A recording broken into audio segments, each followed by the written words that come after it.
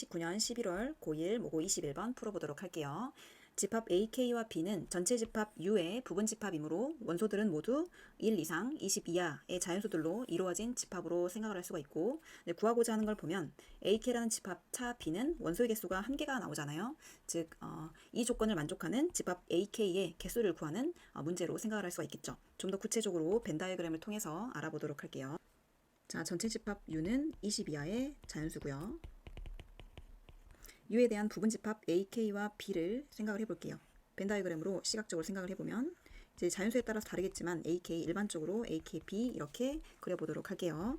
그러면 AK에 있는 원소들은 30의 약소가 되겠죠. x에다 어떤 값을 곱했을 때 30이란 소리는 이 x는 30의 약소가 되겠죠. 30의 약수는 이제 총 8개인데 이제 결국에 x가 30은 될 수 없겠죠. 왜냐하면 x라는 이 원소도 전체 집합의 원소이기 때문에 20 이하의 자연수이기 때문에 30은 될 수가 없고, 기껏해야 7개 정도로 생각을 할 수가 있는데, 만약에 x가 1이라고 했을 때 y-k가 30이 돼버리면 y도 y의 값도 30이 넘어가기 때문에 x는 1도 안 되고 30도 안 돼요. 그렇기 때문에 나머지의 약수들을 생각을 해주면 2, 3, 5, 6, 10, 15 이 정도 나올 수 있겠죠.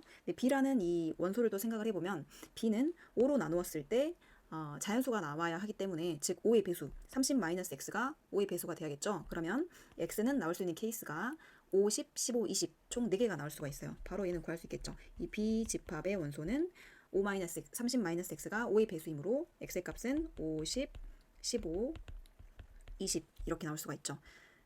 그러면 이 중에서 이제 AK의 원소랑 겹치는 것들을 생각을 해보면 30의 약수니까 5랑 10과 15만 겹치겠죠. 한번 그러면 벤 다이어그램 표기해보면 5랑 10이랑 15는 이쯤에 있을 거고 나머지 10은 이렇게 있겠죠. 이제 K 값에 따라서 여기에 이제 어떤 원소들이 있는지 체크를 해보면 되는데, 일단 나올 수 있는 모든 케이스들을 원소를 적어보면 여기 나올 수 있는 케이스가 2와 3과 6이 있겠죠.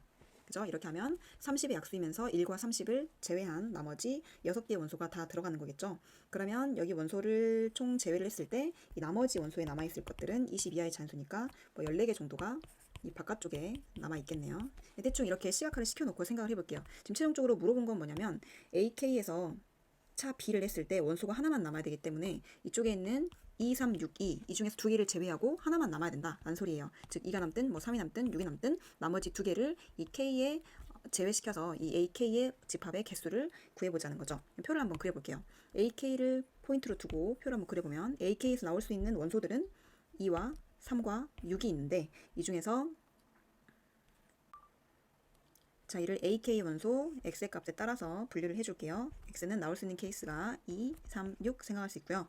곱했을 때 y-k는 곱했을 때 30이 되는 이 값들이니까 15, 15가 되겠죠. 거기에 따라서 y 값을 구해보면요. y-k가 15니까 여기는 15 플러스 k, 여기는 10 플러스 k, 5 플러스 k가 되겠죠. 여기에는 y의 모든 값들도 결국에는 전체 집합 U에 대한 원소가 되어야 하기 때문에 1 이상 20 이하인 자연수를 만족을 해야겠죠. 그럼 만약에 이 값들이 1 이상 20 이하인 자연수 원소가 아니라고 하면 이 x의 값들도 안 되는 거겠죠. 그래서 이제 이 문제를 풀 때요, 즉 AK 차 B의 원소가 1개만 남게 하게 하려면, 즉 K 값이 커졌을 때 Y 값이 점점 커지므로 이 Y의 값이 20보다 커지게 해서 원소 2개를 범위에서 제외를 시키고 1개의 원소만 뭐 남게끔 하면 성립한다는 이야기가 되겠죠.